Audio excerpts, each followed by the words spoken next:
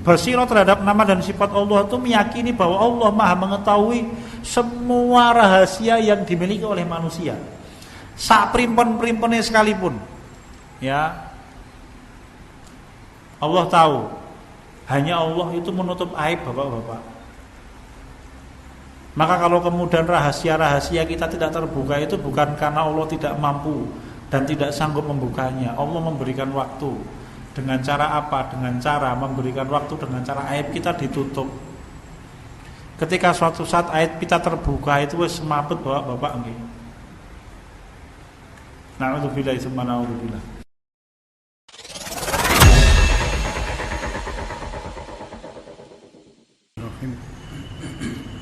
Assalamualaikum warahmatullahi wabarakatuh.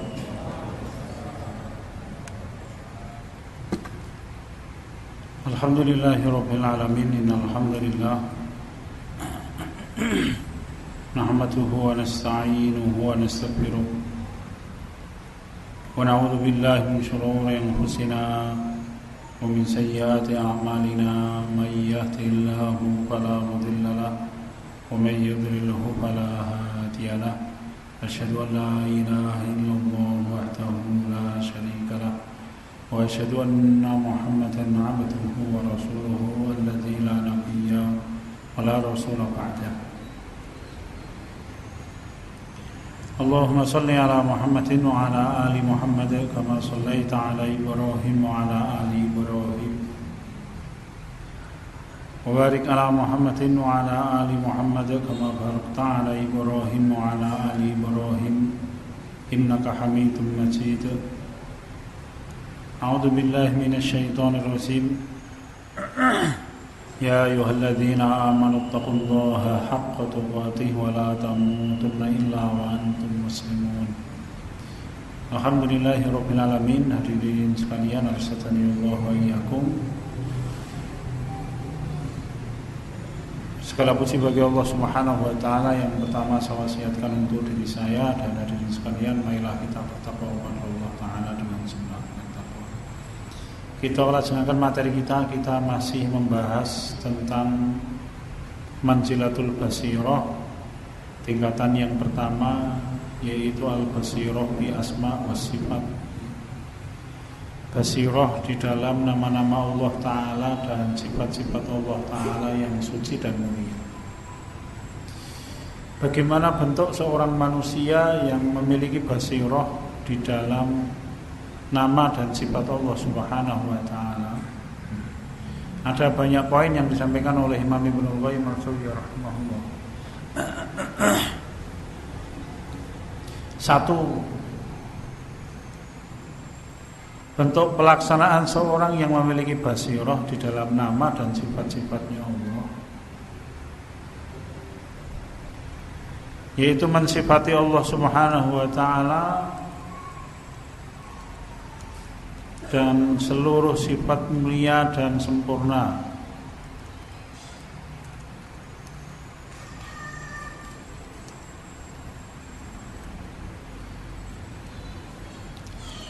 Kemudian mensucikan Allah Subhanahu wa Ta'ala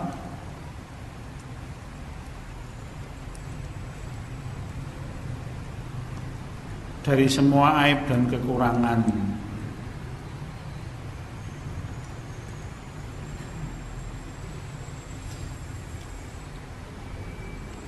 Kita bicarakan satu persatu.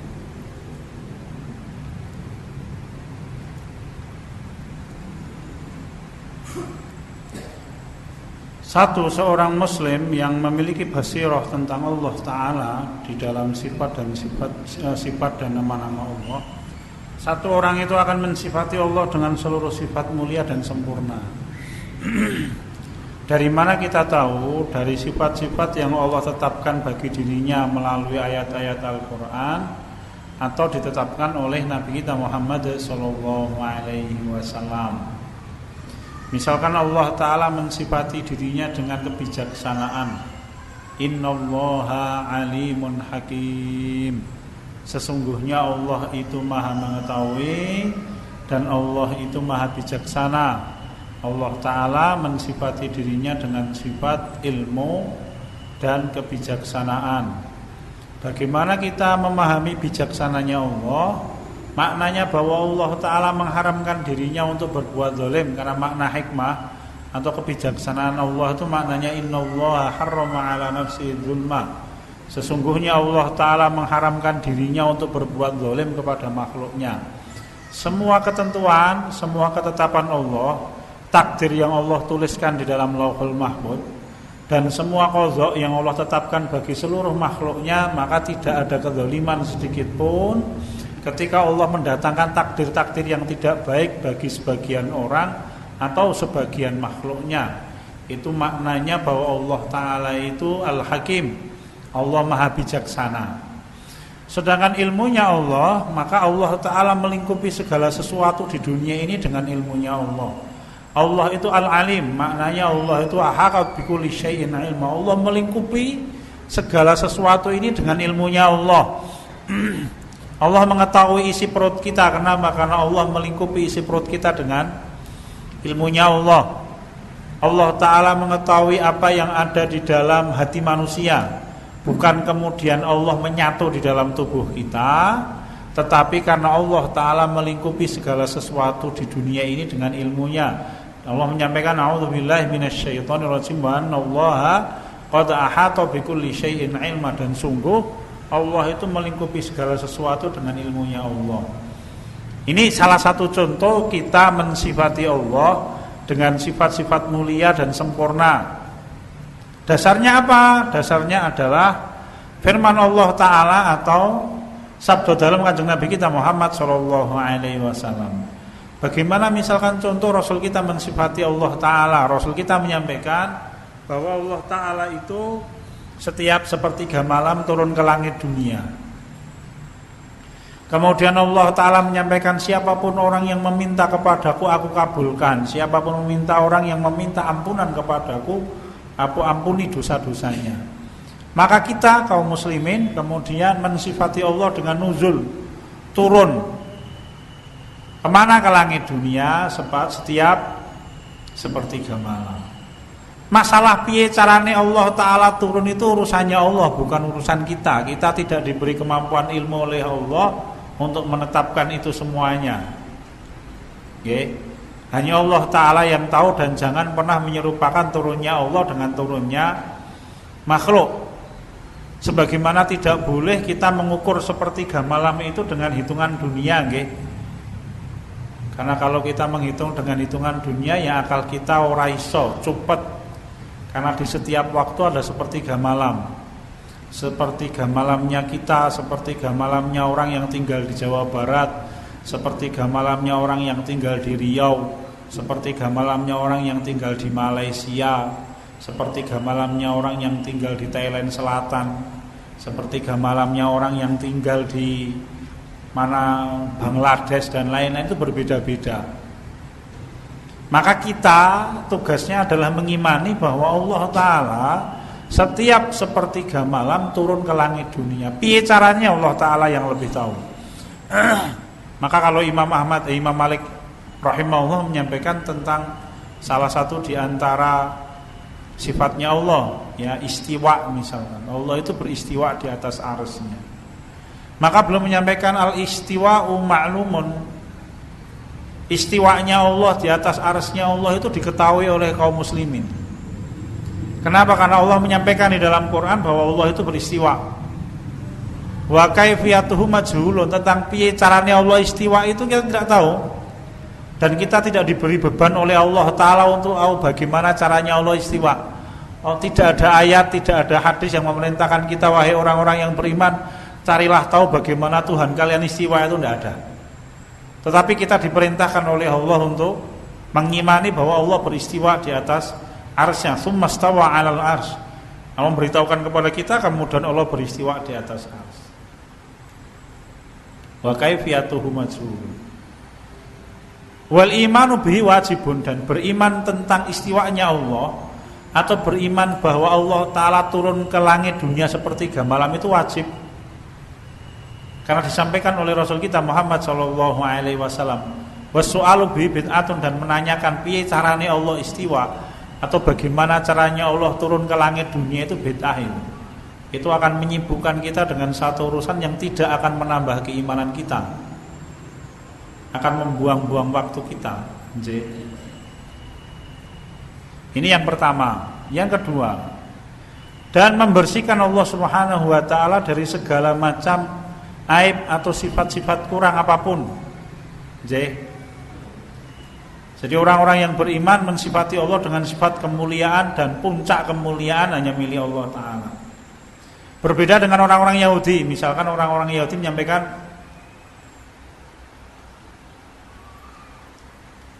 wa qalatil yahudu yadullahi maghlulah ghullat aydihim wa lu'inu bima qalu. Misalkan orang-orang Yahudi menyampaikan ya yadullahi maghlulah, tangannya Allah terbelenggu. Ya, disebutkan oleh Allah di surat Al-Maidah. Orang-orang Yahudi mengatakan bahwa tangannya Allah terbelenggu. Maka Allah murka ketika ada seorang manusia yang berani mensifati Allah dengan sifat tercela. Ya.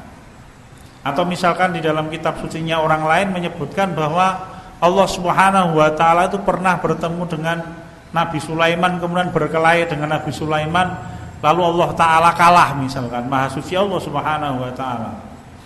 Nabi Sulaiman nabi yang sangat mulia, ya, kita muliakan Nabi Sulaiman alaihissalam. Tetapi Nabi Sulaiman dibandingkan dengan Allah yang menciptakan alam semesta tidak ada apa-apanya. Ya. Nabi Sulaiman termasuk Rasul kita Muhammad SAW adalah manusia biasa. Sedangkan Allah Ta'ala adalah penguasa alam semesta yang suci dari semua aib dan kekurangan. Maka orang-orang yang beriman meyakini bahwa ketetapan Allah itu ketetapan yang paling baik. Ya, didasarkan atas apa? Atas sabda dalam kanjeng Nabi kita Muhammad SAW, la yaqdiyallahu lil mu'mini qada'an illa kana khairal lahu. Allah itu tidak menetapkan ketetapan bagi seorang mukmin apapun itu, baik atau buruk, kecuali pasti mendatangkan manfaat, illa kana khairal lahu, kecuali pasti mendatangkan kebaikan bagi orang-orang yang beriman kepada Allah Subhanahu wa taala. Tinggal kalau kita, bagaimana caranya kita mengambil hikmah dan pelajaran dari apa yang Allah tetapkan atas diri kita. Sehingga orang mukmin itu kalau merasakan satu kesalahan, satu keadaan yang tidak baik, dia kembalikan kepada dirinya. Imam Ibnul Qayyim al-Jauziyah wonten kitab Al-Fawaidul Fawaid, panjenengan silahkan baca wonten ing Hakut Tauhid itu. Belum menyampaikan bahwa seorang yang beriman kepada Allah itu apabila dia berbuat melaksanakan amal soleh, maka dia yakini amal soleh itu berasal dari kemurahan Allah Subhanahu wa taala. Allah mengizinkan kita untuk melaksanakan kebaikan, Allah memberikan kita keimanan, itu murahnya Allah kepada orang-orang yang dipilih oleh Allah. Tidak setiap orang diberi rezeki keimanan oleh Allah Subhanahu wa taala. Kemudian orang-orang yang beriman ketika mengetahui misalkan ada di antara amal solehnya yang diterima, itu pun dia yakini sebagai kemurahan Allah Subhanahu wa taala. Begitu disampaikan oleh Imam Ibnul Qayyim al-Jauziyah rahimahullah. Kemudian yang ketiga, orang yang beriman itu apabila dia menemukan ada amalnya yang tidak diterima oleh Allah, maka dia meyakini karena memang kualitas amalnya tidak baik sehingga tidak diterima oleh Allah Subhanahu wa taala. Kemudian yang kelima, yang keempat, seorang mukmin itu apabila dia berbuat kesalahan, kemudian kesalahan dia dihukum oleh Allah Ta'ala di dunia, maka itu karena keadilan Allah. Dan Allah tidak pernah berbuat zalim kepada siapapun di dunia ini. Yang kelima, seorang mukmin itu ketika dia mendapatkan dirinya tidak dihukum oleh Allah, sedangkan dia tahu dia berbuat kesalahan, maka dia kembalikan itu kepada murahnya dan kasih sayangnya Allah Subhanahu wa taala. Sehingga Allah Ta'ala itu di hadapan orang mukmin kedudukannya selalu suci dan selalu mulia. Kalau ada perkara yang tidak baik yang datang kepada dia, maka yang disalahkan pertama kali adalah dirinya. Dia tidak akan pernah menyalahkan Allah Subhanahu wa taala. Okay. Nabi Adam alaihissalam pada waktu diletakkan oleh Allah Ta'ala di dunia ini, bayangkan loh bapak-bapak, Nabi Adam itu suatu saat di dalam satu hadis sahih diceritakan oleh Rasul kita Muhammad SAW. Ya, sebelum Nabi Adam diletakkan itu, di suatu saat Rasul kita bercerita, Musa pernah mendebat Adam di hadapan Allah Subhanahu wa taala. Nabi Musa alaihissalam berkata kepada Nabi Adam di hadapan Allah Ta'ala. Hadis ini hadis sahih nggih. Nabi Musa mengatakan, wahai Adam, engkau adalah nenek moyang manusia. Karena perbuatanmu lah kami manusia merasakan beratnya hidup di dunia. Apa jawaban Nabi Adam alaihissalam? Nabi Adam bertanya kepada Nabi Musa alaihissalam, wahai Musa, apakah engkau mendapatkan di dalam kitab Taurat bahwa aku berbuat kesalahan? Nabi Musa mengatakan, benar, aku mendapatkan di dalam kitab Taurat aku berbuat kesalahan. Anda berbuat kesalahan. Ya. Kemudian Nabi Adam bertanya, wahai Musa, kitab Taurat ditulis oleh Allah kapan? Maka Nabi Musa alaihissalam menjawab, kitab Taurat ditulis oleh Allah 70 tahun sebelum diciptakannya manusia.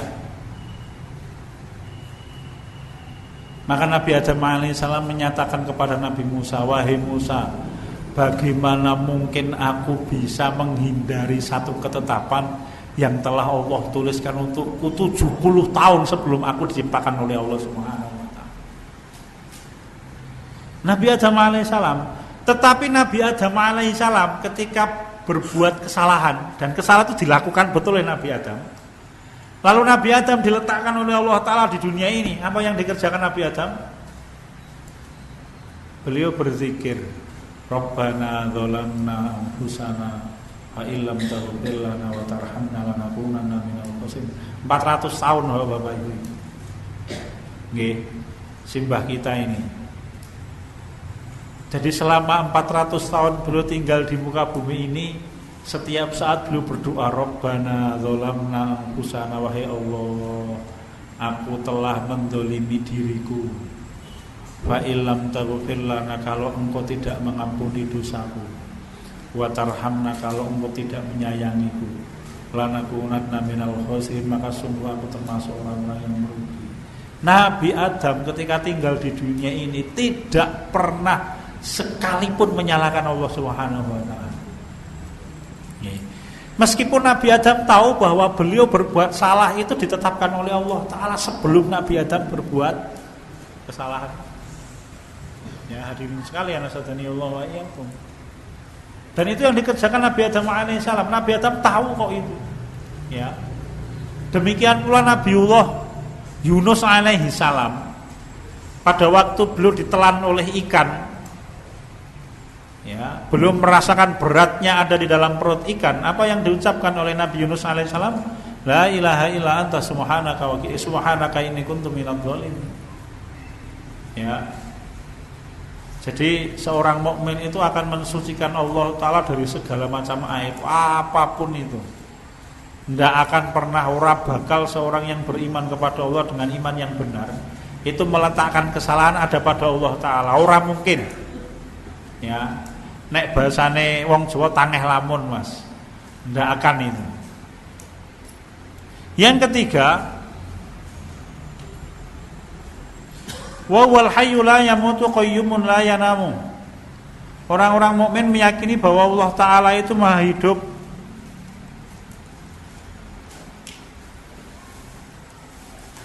tidak akan mati dan tidak pernah mati. Al-Qayyum la yanamu, dia adalah Al-Qayyum yang menegakkan seluruh urusan. Qayyumun li nafsihi, qayyumun li ghairihi, untuk dirinya ataupun untuk makhluknya.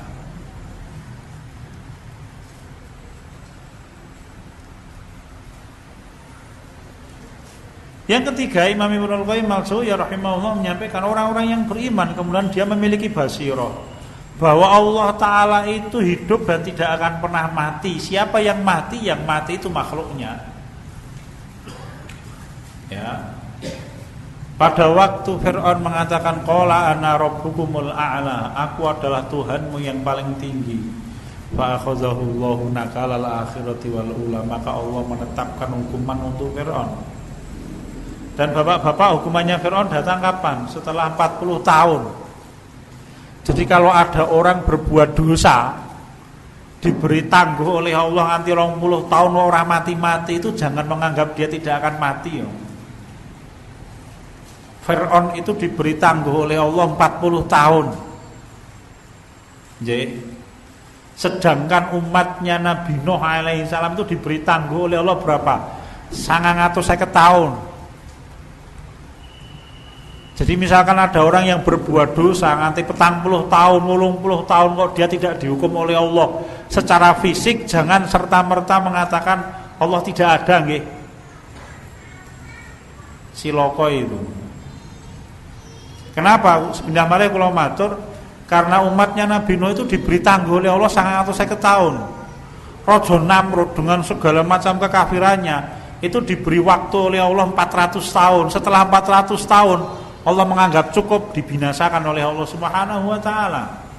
Nebukadnezar, wa itazana rabbuka la yam'asanna 'alaihim ila yaumil qiyamati may yasumuhum su'al 'adzab.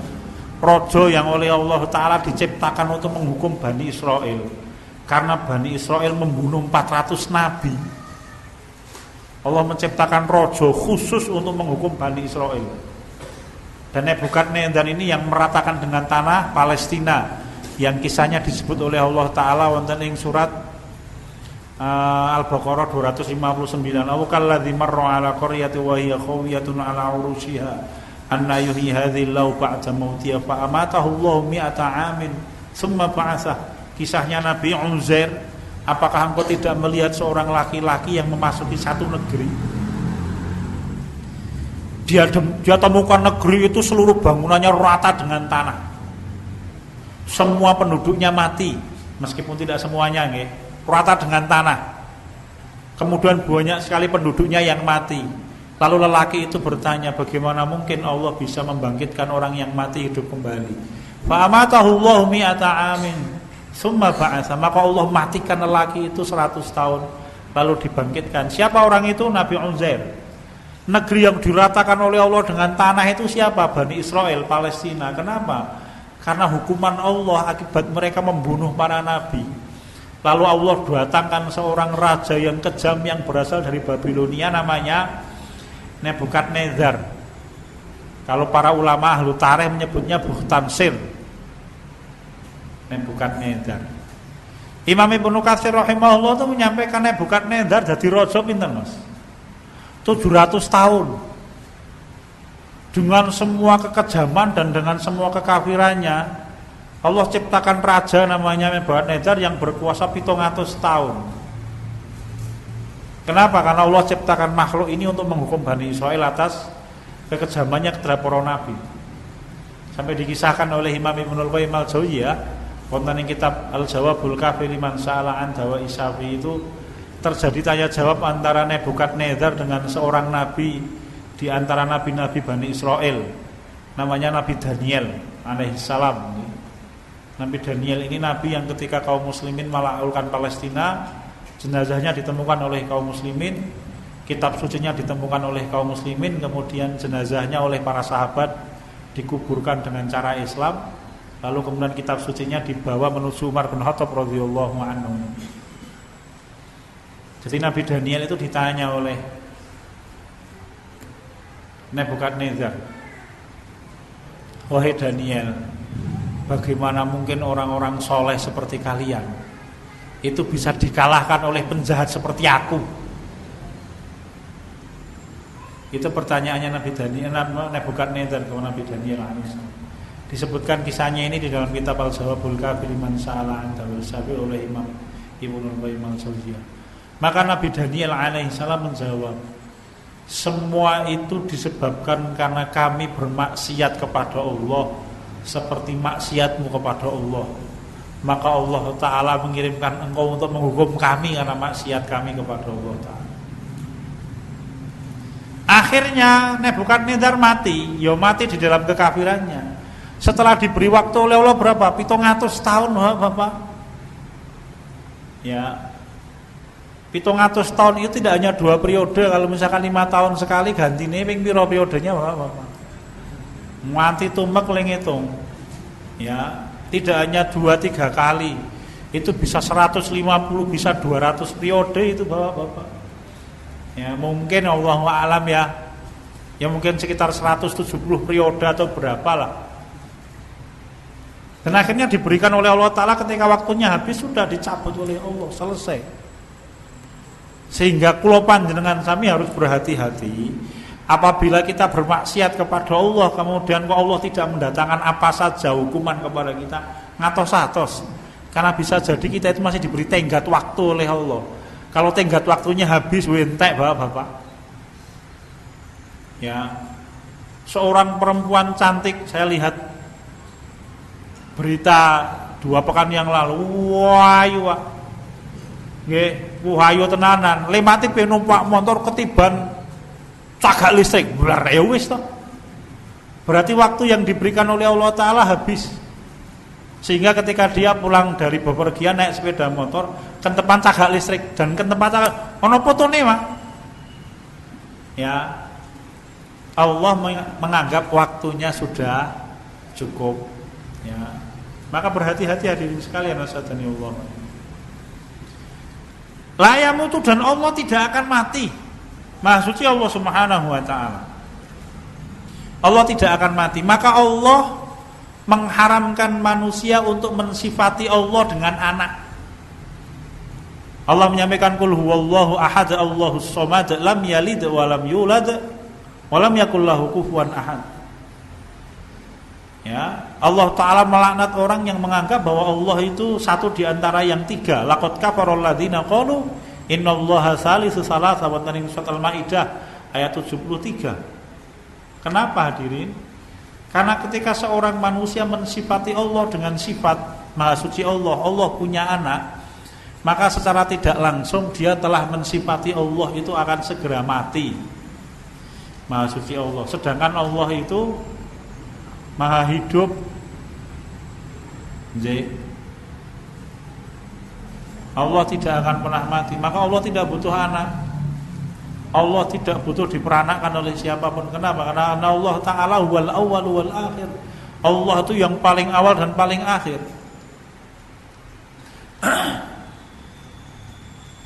Qayyumun la yanam. Yang ketiga, Allah Ta'ala itu qayyumun. Allah itu yang menegakkan urusan seluruhnya. Kalau para ulama, al-qayyum itu maknanya qayyumun li nafsi wa qayyumun li ghairihi. Allah itu menegakkan urusannya dirinya sendiri dan menegakkan urusan seluruh makhluknya. Apa maksudnya menegakkan urusan? Menegakkan urusan itu mendatangkan manfaat bagi sesuatu yang bermanfaat, mendatangkan keuntungan bagi sesuatu yang mendatangkan keuntungan. Contoh, kalau kita haus kemudian kita minum, maka kemudian rasa hausnya hilang. Nah, itu Allah menegakkan urusan kita. Ya, kita berjalan di muka bumi ini, dan ketika bumi kita injak, bumi itu padat. Itu Allah menegakkan urusan kita dalam urusan berjalan. Kalau misalkan tiba-tiba Allah menjadikan bumi kita itu empuk, seempuk kapas misalkan, bisa tidak? Bisa, Pak. Kalau panjenengan lihat gempa di Palu tahun lalu itu, Anda akan tahu bahwa bumi ini bisa dibikin oleh Allah Ta'ala cair. Sehingga satu kampung habis tenggelam ke dalam perut bumi. Bagi Allah Ta'ala gampang itu. Nah, ini semuanya merupakan bagian dari qayyumnya Allah Ta'ala atas seluruh makhluk. Pada waktu kita bernapas, kemudian Allah menyediakan udara, kemudian udara itu ketika kita hirup tidak mendatangkan para bahaya. Misalkan. Itu Allah yang menegakkan urusan. Ya, apalagi setiap pagi Allah mengizinkan kita untuk melihat matahari terbit. Coba bayangkan kalau misalkan matahari dilarang oleh Allah terbit selama 1 pekan misalkan. Masalah besar.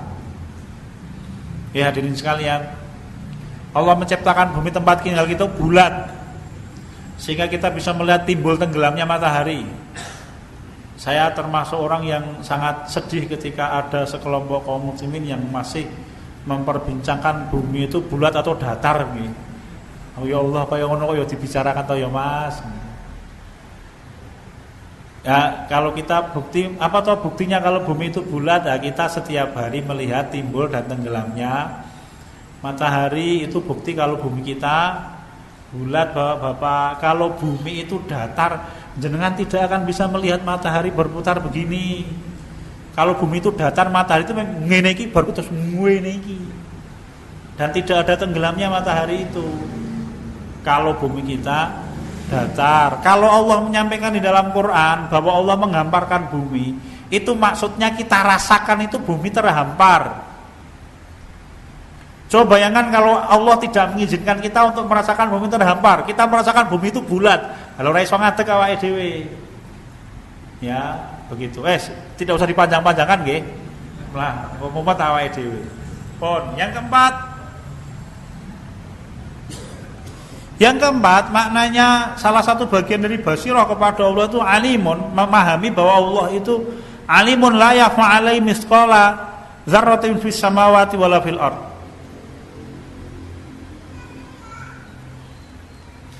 Meyakini bahwa Allah itu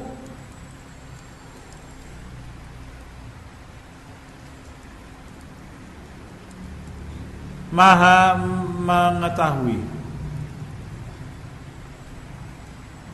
dan tidak ada sesuatu sebesar debu yang luput dari Allah, baik di bumi atau di langit. Allah itu alim, Allah itu maha mengetahui. La yaf'alai misqal dzarratin fis samawati wal ard. Tidak ada yang luput sesuatu dari Allah sebesar debu pun di langit atau di bumi. Wonten ing Al-Qur'an Allah ngendika innallaha 'indahu 'ilmus saa'ah. Sesungguhnya Allah itu mengetahui kapan terjadinya hari kiamat. Ya. Di dalam ayat yang lain wa 'indahu mafatihul ghaib la ya'lamuha illahu wa ya'lamu ma fil barri wal bahr wa ma tasqutu min waraqatin illa ya'lamuha wa la habatin fi dhulumatil ard wa la ratbin wa la yabisin illa fi kitabim mubin wa 'indahu mafatihul ghaib. Dialah Allah yang memiliki semua kunci-kunci perkara yang gaib. La ya'lamuha illahu. Yang tidak diketahui perkara-perkara gaib itu kecuali Allah. Kunci perkara gaib itu disebut oleh Allah wonten ing akhir surat Luqman. Ya, innallaha 'indahu 'ilmus saa'ah. Surat Luqman ayat paling akhir. Allah mengetahui kapan hari kiamat. Itu hanya Allah yang tahu kapan terjadi hari kiamat. Wa yunazzilul ghaits. Allah yang tahu kapan hujan itu turun. Kita memprediksi, gitu. Prediksi ini mundur terus nih. Prediksi terakhir BMKG itu katanya hujan mulai turun pertengahan Desember. Wah, ini nek ra medun, ini turun mundur meneh prediksinya kemungkinan.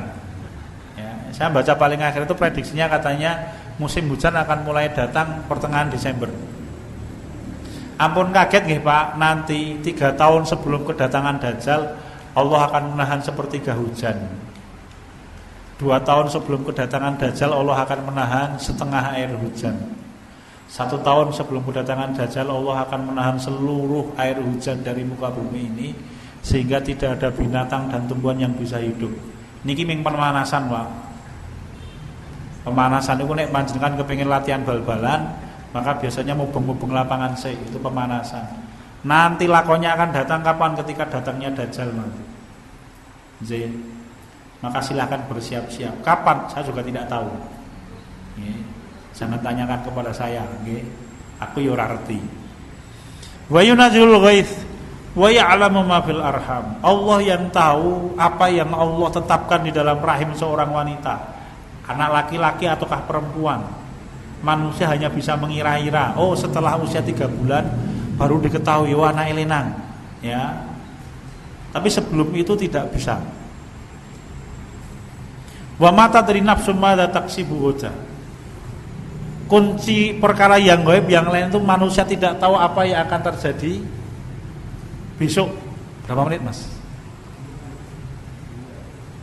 9 menit Mas. 9 menit. Okay. Yang paling akhir wa mata dari nafsu bi ayyi ardin tamut. Dan tidak ada seseorang yang tahu dia akan mati di bumi mana. Ini perkara gaib yang mana kuncinya hanya diketahui oleh Allah Ta'ala. Jadi, kisah yang paling akhir ini ada satu kisah yang disebutkan oleh Wahib bin Munabbih kalau tidak salah. Diceritakan oleh Dr. Umar Sulaiman Al-Ashqar kalau tidak salah. Suatu saat Nabiullah Sulaiman alaihissalam itu sedang bercakap-cakap dengan menterinya. Ketika sedang bercakap-cakap dengan menterinya itu tiba-tiba datang seorang tamu. Seorang tamu menghadap Nabi Sulaiman, lalu kemudian jagongan bertiga, Nabi Sulaiman, menterinya sama tamu itu.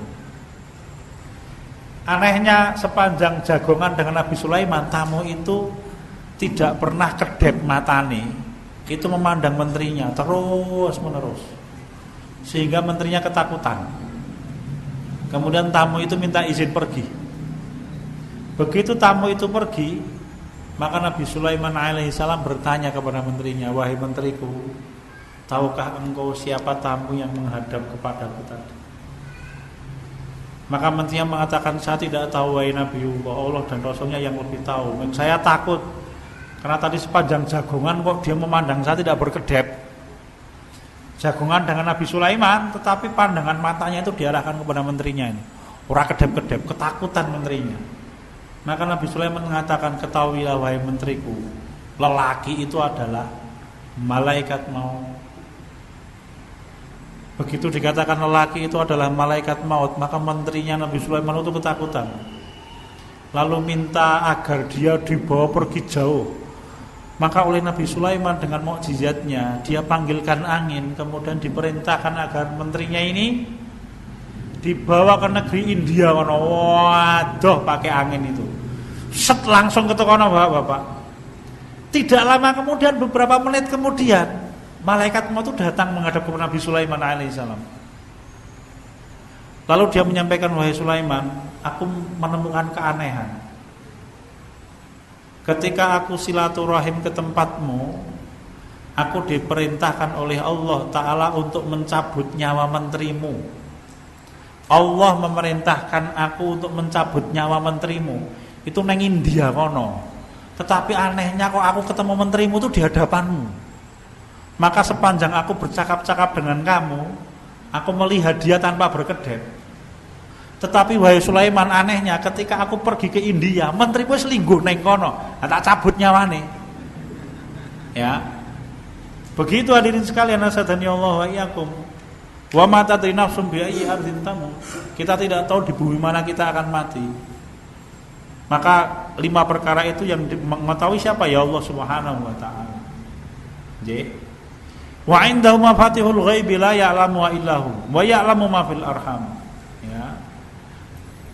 Begitu hadirin sekalian, wa ma tasqutu min waraqatin illa ya'lamuha wa la habbatin fi dhulumatil ardi wa la ratbi wa la yabisin illa fi kitabim mubin. Tidaklah ada satu daun yang jatuh dari pohon kecuali Allah tahu.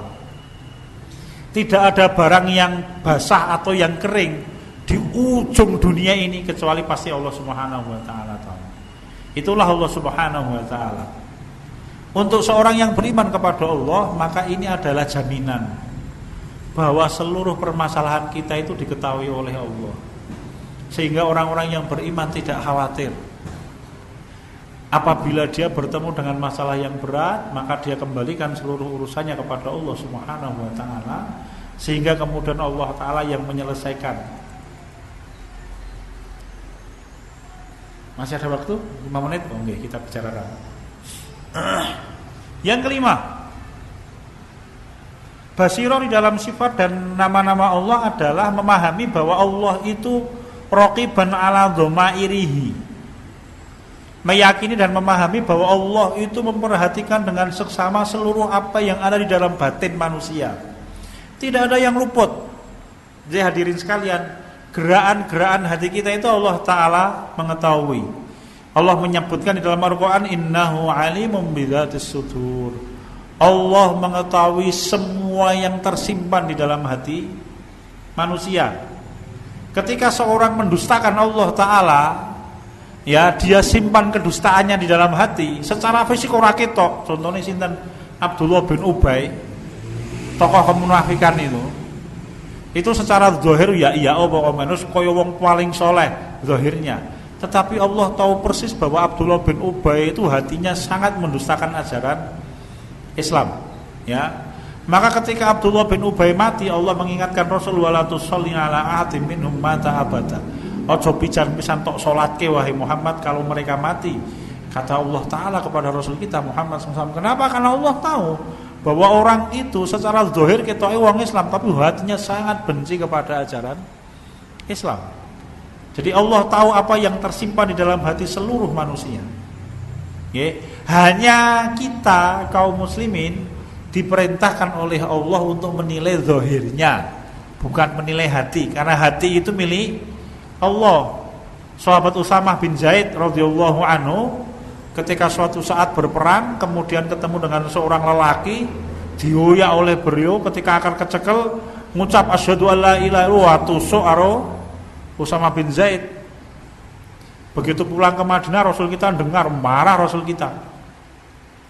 Beliau bertanya kepada Usamah, wahai Usamah, apakah engkau membunuh orang yang mengucapkan la ilaha illallah? Usamah menjawab, ya Rasulullah, dia mengucapkan la ilaha illallah itu hanya kepengen menyelamatkan diri. Rasul kita mengulangi, apakah engkau membunuh orang yang mengucapkan la ilaha illallah?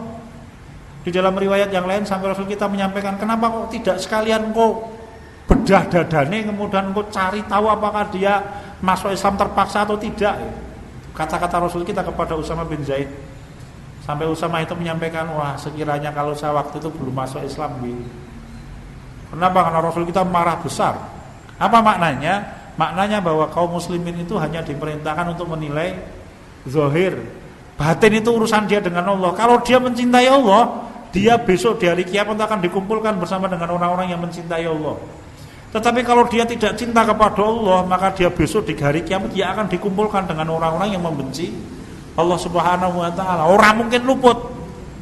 Ya, tidak mungkin luput. Maka berhati-hati kita hadirin sekalian.